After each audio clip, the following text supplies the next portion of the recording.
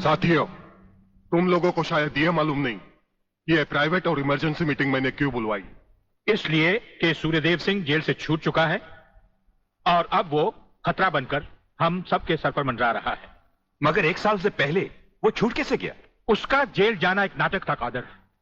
उसने जेलर और हमारे चारों खूंखार कातिलों को गिरफ्तार करके किसी ऐसी जगह छुपा दिया है कि जिसके बारे में पुलिस डिपार्टमेंट को तो क्या, मुझे भी मालूम नहीं। जीवनलाल, मेरे 4-5 आदमियों को गिरफ्तार करके अगर वो मुझ तक पहुंचने का ख्वाब देख रहा है तो उसका ये ख्वाब मैं कभी भी पूरा नहीं होने दूंगा। अब सूर्यदेव सिंह नाम का बिल फाड़ना ही पड़ेगा। मगर अगर मगर कुछ नहीं चलेगा जीवनलाल। अब 15 अगस्त को ज्यादा दिन नहीं है। जानते हो, सूर्यदेव सिंह हमारे लिए बहुत बड़ा चैलेंज है और बड़े से बड़े चैलेंज के साथ टकराने का प्रलयनाथ को शौक है। तुम तुम्हारी मिनिस्ट्री संभालो, सूर्यदेव सिंह को आज से मैं संभालूंगा।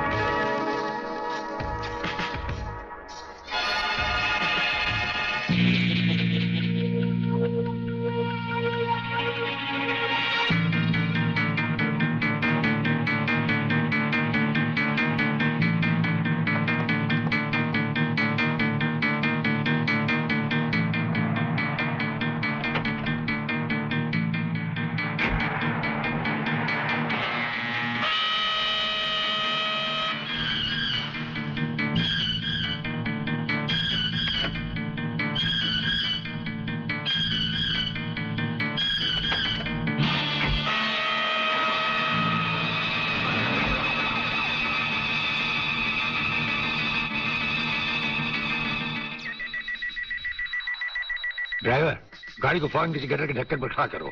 इसमें बम लगाया जा चुका है। Yes sir. बहादुर, काला बटन खींचो।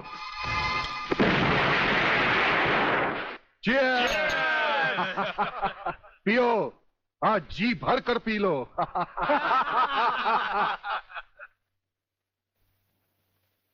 स्वामी जी, ये सुखद समाचार टीवी पर भी तो सुन ले। हाँ, ऑन करो। आज सदन के दोनों पक्षों ने इस हत्याकांड की तीव्र आलोचना की। इस हत्याकांड के षड्यंत्र के बारे में हमारी विशेष संवाददाता मोना अलवी की एक रिपोर्ट। आज दोपहर ब्रिगेडियर सूर्यदेव सिंह अपने विशेष दस्ते के साथ भोजन के लिए रवाना हुए। अचानक उन्हें अपनी कार में सिग्नल सुनाई दिया, जो कार में बॉम्ब रखे जाने का संकेत देता है। सूर्यदेव सिंह ने अपनी गाड़ी एक गटर के ढक्कन पर रुकवाई और अपने विशेष दस्ते के ब्लैक कमांडो से ये काला बटन खींचने को कहा। इससे गाड़ी के नीचे का हिस्सा साइड में खिसक गया और धमाके से पहले ही ब्रिगेडियर सूर्यदेव सिंह अपने आदमियों के साथ ही भूमिगत हो गए। तो इस तरह उन्होंने अपनी समझदारी और बहादुरी से अपनी और अपने आदमियों की जान बचाई। तो आइए आज हम ब्रिगेडियर सूर्यदेव सिंह से आपका साक्षात्कार कराएंगे।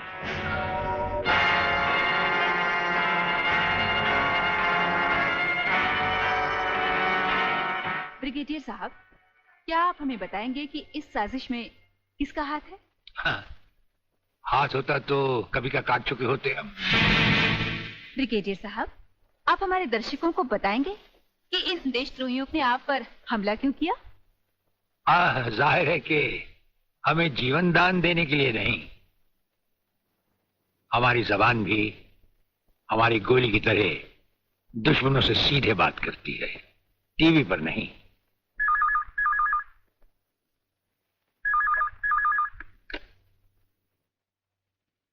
हेलो। ज्यादा आंखें फाड़ कर हमारा न्यूज देखोगे तो जल्दी अंधे हो जाओगे। ये समाचार देखने का नहीं, पैगाम सुनने का वक्त है। हेलो हेलो, तुम फोन कहां से कर रहे हो? तुम तो टीवी पर हो। हम टीवी पर भी हैं और हमारे घर पर भी। गेंडा स्वामी, ये टाइम बम का खेल हम तब से खेल रहे हैं जब तुम्हारे बाप दादा अपने बालों में खिजाब लगाते थे।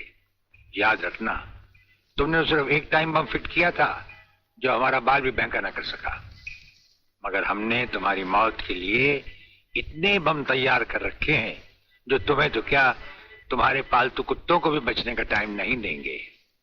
ब्रिगेडियर साहब, क्या आप उन देशद्रोहियों को कोई पैगाम देना चाहेंगे? पैगाम?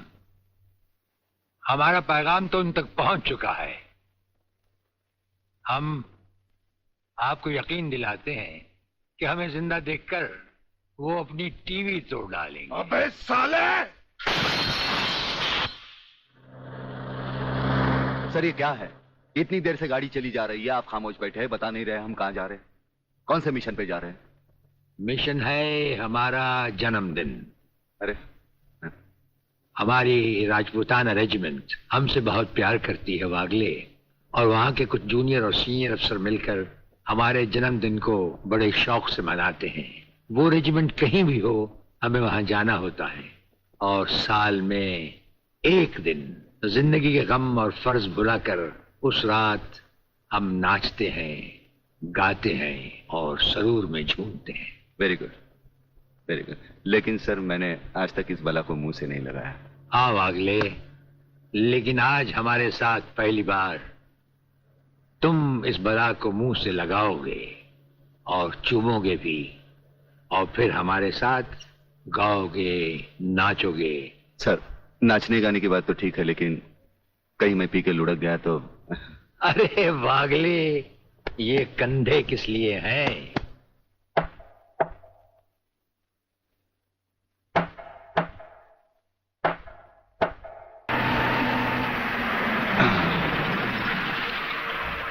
अरे तू काय को उछल रही है? आ गया रे। अरे जब किधर? दर्जी सीने को भूल गया क्या? है। हाँ, आहिस्ता आहिस्ता आ गया।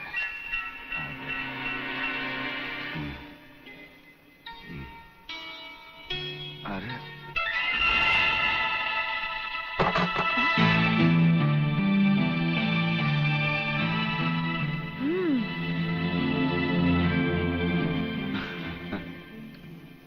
हंस क्या रहे हो?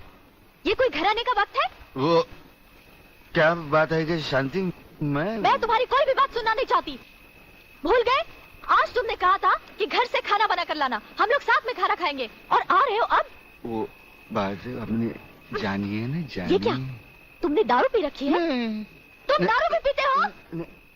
वो बात ये है कि शांति, अरे तेरे झुमके कितने मोटे। खबरदार अगर मुझे छुआ तो। मैं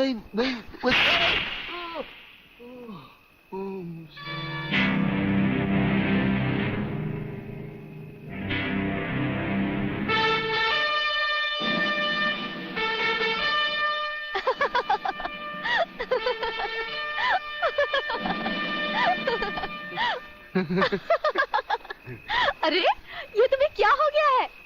ऐसा ऐसा नीला। अरे नीला ब्लाउज। ये क्या कर रहे हो?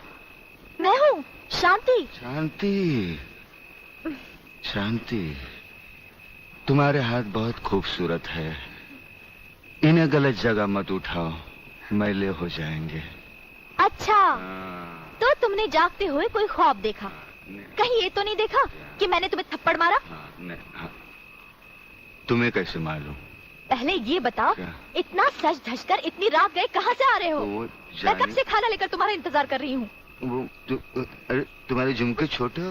ये क्या, तुमने शराब पी रखी है? शराब पीने वालों से मुझे सख्त नफरत है। खाना नहीं खाया हो तो खा लेना, मैं चलती हूँ। शांति शांति, तू नहीं जानती। मुझे छोड़ दो। मैं कभी शराब नहीं पीता। वो ब्रिगेडियर साहब है ना, उन्होंने पहले मुझे कसम खिलाई, फिर शराब पिलाई। मैं कसम खाता हूँ, भगवान की कसम खाता हूँ। मैं तुम्हारे सर की कसम खाता हूँ। दोबारा नहीं, दोबारा। हेलो, इधर तू बचता है, उधर वो बचती है। हेलो, नमस्कार। हाँ बोलो खबरीलाल, क्या समाचार है? दोस्त आज रात के खास समाचार ये हैं कि प्रोफेसर रंगास्वामी का अपहरण बंद नहीं किया है, और हमारे विशेष संवाददाता के अनुसार आपके ऊपर किसी भी समय दुश्मनों का जानलेवा हमला होने की संभावना।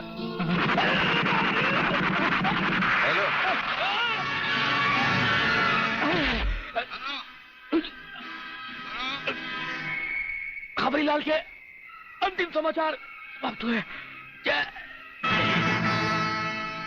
हेलो हेलो,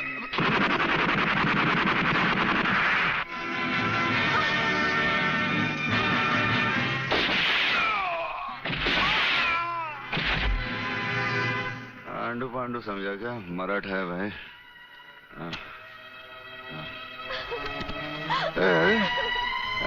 चल चल चल, खाना लगा, चल खाना लगा, खाना लगा। गुदगुदी होते।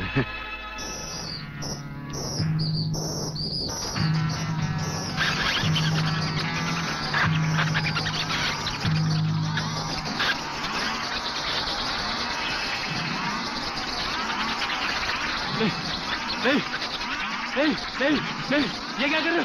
नहीं नहीं नहीं नहीं नहीं नहीं नहीं नहीं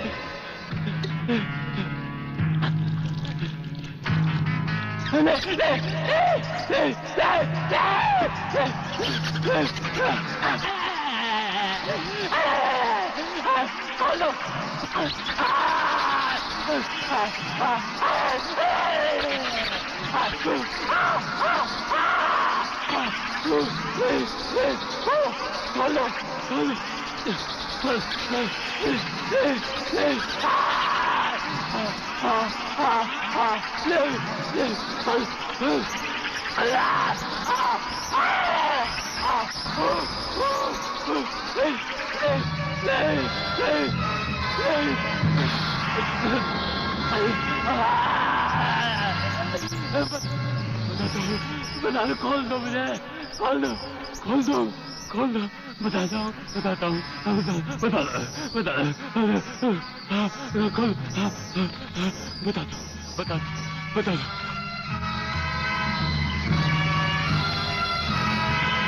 प्रोफेसर रंगास्वामी प्रलयनाथ के कब्जे में है। आखिर बबन ने मुंह खोल दिया। 1 मिनट सर। सर, दिल्ली से होम मिनिस्टर चौधरी आपसे बात करना चाहते हैं, हॉटलाइन पर। बात कीजिए सर। नमस्कार मंत्री साहब। नमस्कार। देखिए, कल एयर फ्रांस की फ्लाइट से प्रोफेसर खुराना फ्रांस से पहुंच रहे हैं। आपने उन्हें देखा भी है और उन्हें अच्छी तरह से जानते भी हैं। दुश्मन की नजर भी उन पर होगी, इसीलिए उन्हें एयरपोर्ट से रिसर्च सेंटर तक पहुंचाने की जिम्मेदारी मैं आपको सौंप रहा हूं। ये एक बहुत ही कॉन्फिडेंशियल मामला है। कॉन्फिडेंशियल मामला तो मैं जान चुका हूं। ब्रिगेडियर, आप देखना प्रोफेसर खुराना कहां पहुंचता है। मगर प्रलयनाथ, ये नामुमकिन है। मंत्री होने के नाते तुम्हारे लिए यह काम बहुत आसान है जीवनलाल। तुम एयरपोर्ट के किसी भी हिस्से से ब्रिगेडियर की आंखों में धूल झोंककर उसे उठा सकते हो। मगर मैं तो प्रोफेसर को जानता तक नहीं और नहीं उसे देखा है। उसकी फिक्र तुम मत करो, मैंने बॉब को खबर कर दी है। हमारा विदेशी एजेंट फ्रांस से ही प्रोफेसर खुराना का पीछा साए की तरह करेगा और वही तुम्हें एयरपोर्ट पर प्रोफेसर खुराना को तुम्हारे हवाले करेगा। ब्रदर, जब तक मैं तुम्हें दूसरे आदमी तक नहीं पहुंचा देता, यूं ही खामोशी से चलते रहना। एक लफ्ज भी बाहर निकाला तो साइलेंसर लगे रिवॉल्वर से कब गोली निकलकर तुम्हारे अंदर दाखिल हो जाएगी